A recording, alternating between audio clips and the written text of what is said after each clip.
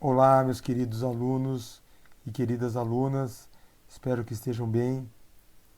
Na aula de hoje, nós vamos falar um pouquinho do nossos papéis sociais, tendo como referência um texto clássico das ciências sociais, que é esse livrinho aqui, ó, A Representação do Eu na Vida Cotidiana, do Erving Goffman. O Goffman, ele é conhecido como um dos principais expoentes de uma perspectiva analítica chamada interacionismo simbólico, que vai tratar das interações simbólicas na vida social. Então, as interações que nós, humanos, fazemos em todos os ambientes nos quais compartilhamos com outros seres também, estamos juntos ali. É uma perspectiva analítica muito particular, muito diferente e muito rica.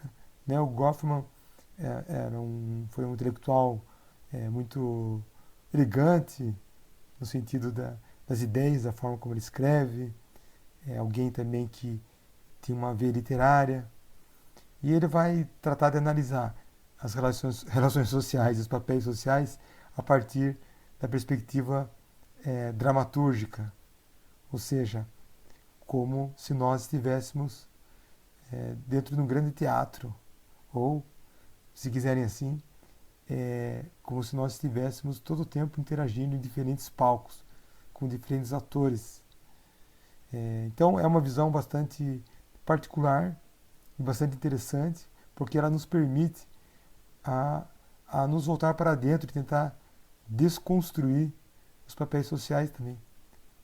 Porque desde que nós somos pequenos, desde que é bebezinho, a gente aprende uma língua, um comportamento, como a gente deve se falar num certo contexto, o que devemos fazer, como que a gente respeita as hierarquias e também como as diferentes pessoas com seus papéis sociais, como a gente também identifica eles e reage em função deles.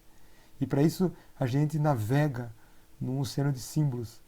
E os símbolos são diversos, como a roupa, os gestos, a entonação de voz, a postura, conta também o contexto, que é o pano de fundo, né, o cenário, vamos dizer assim, né, no sentido do Goffman.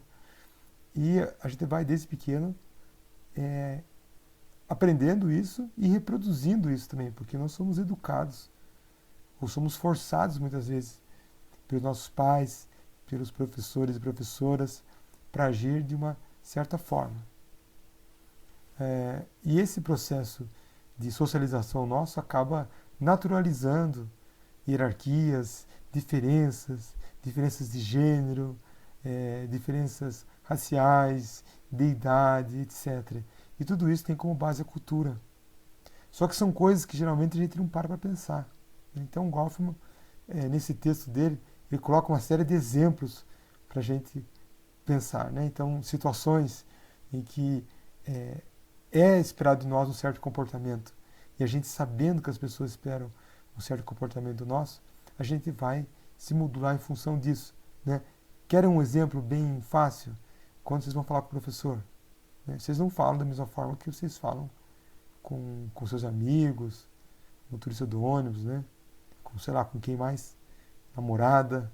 Então, tem uma outra forma de falar, na frente dos colegas também, dentro daquilo que é um comportamento esperado de um aluno e uma aluna. E eu, como professor, vou responder dentro daquilo que é esperado de um professor ou de uma professora. Então, isso em diferentes contextos também. Eu tenho um exemplo muito simples, né? Você vai no médico. Se o médico, se aparecer alguém na sala para nos atender, ele está de calça jeans, camiseta preta, você vai achar que não é um médico, é alguém que está lá fazendo uma outra coisa. Porque a gente espera que o médico se vista de branco, ou com jaleco, né? Senão ele não é médico. E se ele, ao invés de sentar atrás da mesa, ele põe a cadeira na frente de você, sendo paciente, né? Sem a mesa, né? E começa assim a dialogar com você de uma maneira mais direta, horizontal, isso também surpreende. Isso não é esperado. Isso não é incomum dentro do script da vida social.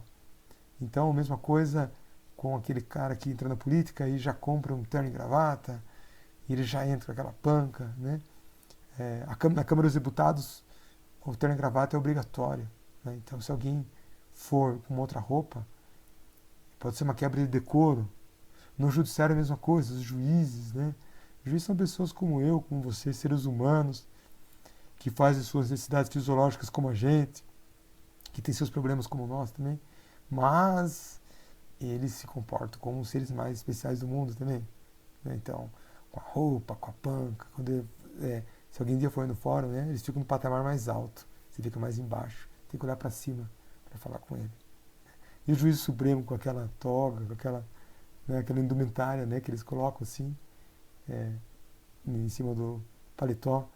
Então tudo isso são papéis sociais. São papéis sociais numa grande encenação, que é a vida. Né, pro Goffman. O Goffman é um cara que parou e ficava pensando essas coisas, olhando e falou, olha só como as pessoas se comportam, olha só. Então tem um exemplo, ele pega vários exemplos da literatura.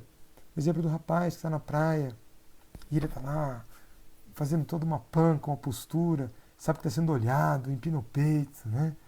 Aí ele vai entrar na praia, na água, faz aquela pose de quem já é muito amigo do mar, né? Então, assim, vocês podem observar isso na paquera também, né? Nos gestos, na comunicação, né? Com o homem, ele enche o peito, parece um pouco maior, né?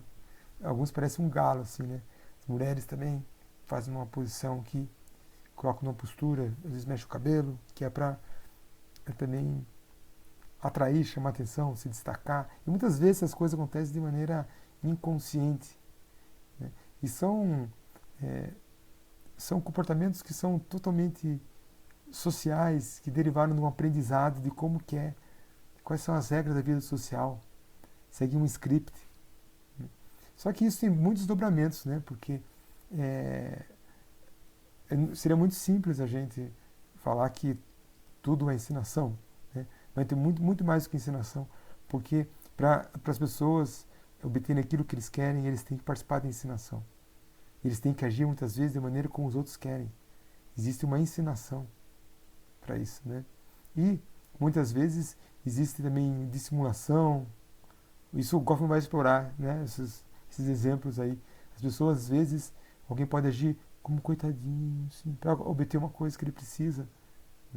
Então, tudo isso são elementos que vão compor a nossa representação no teatro da vida, né? Mas a gente pode explorar muitas coisas dessa perspectiva, né? Então, primeiramente, tem um conceito que ele fala aí que é muito simples, né? É a fachada. A gente está sempre trabalhando na nossa fachada, né? Tem uma aparência boa, ou tem uma aparência adequada naquele contexto. Então a gente participa de contextos diferentes. A faculdade é um dos contextos que vocês participam, né? Tem outros contextos sociais, do grupo de amigos, etc. Então, quando você está escolhendo a própria roupa, você já está pensando no significado que vão atribuir ao seu modo de vestir naquele contexto. E o que as pessoas vão pensar de você. Você já está antecedendo o comportamento. Então você não vai com qualquer roupa em qualquer lugar. Para a faculdade você vai com uma roupa, para o trabalho vai com outra. Uma entrevista de emprego, então, né? Aquela roupinha mais bonitinha, engomadinha, né? Encontrar uma paquera, ou procurar uma paquera, né? Um outro tipo de preparação aí, né? Da aparência. E tudo isso faz parte da representação nossa no teatro da vida. As hierarquias dependem muito disso também, né? Reparem isso.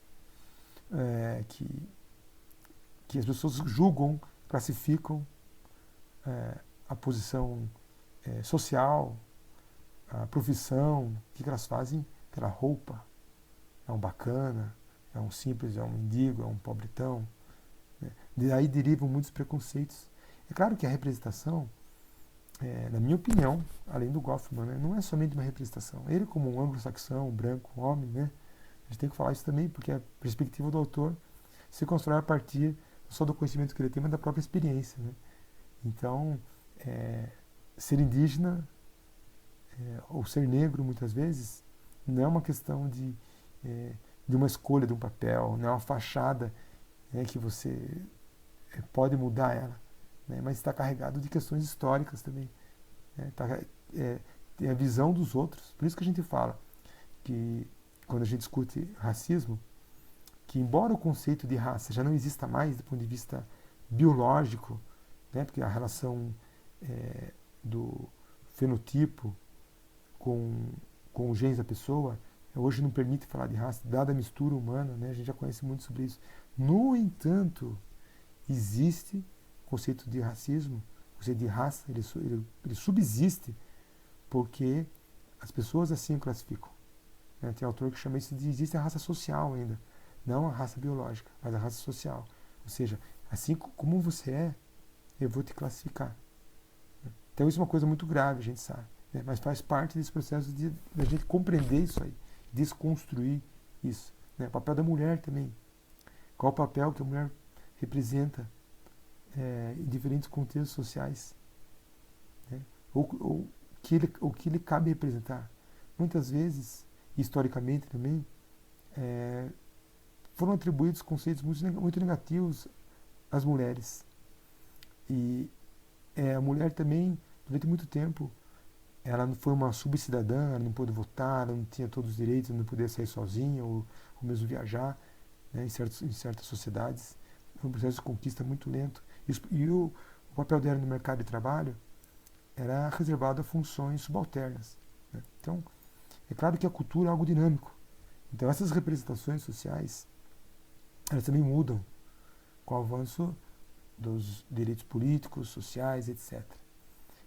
Eu diria que o Goffman não vai chegar nisso que eu estou falando. Né? Estou colocando coisas mais para vocês poderem relacionarem com o texto. Né? O Goffman vai estudar como se dá a representação social, vai desconstruir, vai mostrar que nós não passamos de atores no palco da vida.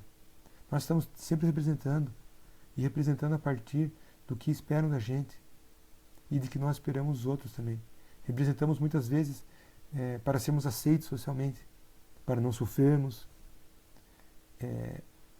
Representamos também para poder sobreviver. Né? Então, submetemos a situações, às vezes, às quais que em outras condições nós não submeteríamos. Eu digo em relação às hierarquias sociais, ao estar sob jugo das elites também, e de pessoas que, inclusive, que às vezes não têm uma boa índole. A vida social não é uma coisa fácil. Mas é claro que na representação social a gente pode também sempre mudar alguma coisa. Se a pessoa quebra com aquilo que é esperado, aquele comportamento esperado, ela pode sofrer uma coerção, uma punição, isso o Goffman fala. Né? Então a sociedade, por inércia, ela se reproduz com as injustiças, com as hierarquias, etc. No entanto, não nos é proibido quebrar. Apenas a gente tem que calcular, quebrar com as regras, né? A gente tem que calcular qual é o resultado disso. Quando a gente fala em mudar a sociedade, mudança social, implica também em reorganizar essas regras que existem na nossa encenação do teatro da vida. Também cabe dizer que significa a gente repensar também os nossos padrões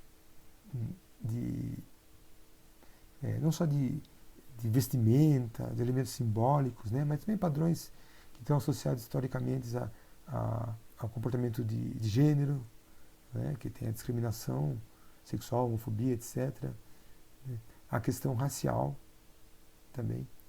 Durante muito tempo no Brasil, esperava-se que os negros entrassem pelo elevador de serviço. E quando ele estava no elevador social, achavam que ele era um empregado que errou a porta, ou sei lá, quebrou uma regra.